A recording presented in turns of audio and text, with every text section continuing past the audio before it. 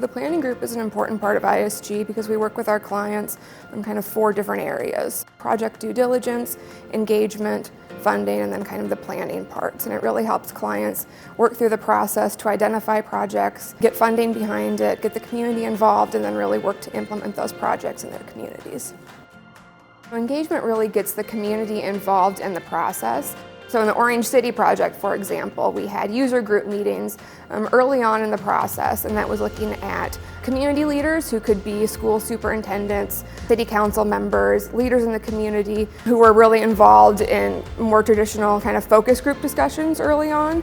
And we had 6 of those meetings over a 2-day period and had 70 people in the community that were involved in those discussions to really kind of pull out those main themes that we were looking at. And that's when you really get the good qualitative information from the community that you can use to develop concepts and really get some strategies as the planning process moves forward. Orange City was a community development plan.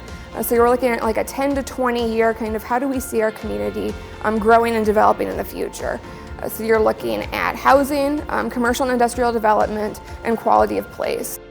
So it's looking at economic development and kind of that multifaceted approach, and how do we make our community strong and vibrant as we look forward and really draw in the workforce that we want and those employers that we want in our community.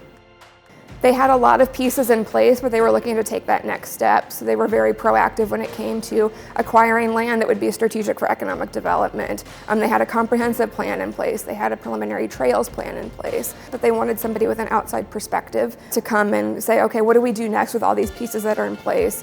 And how do we leverage these assets to really take our community to the next level as that regional hub for commercial activity, for housing, for quality of place, and how do we make our community that next tier?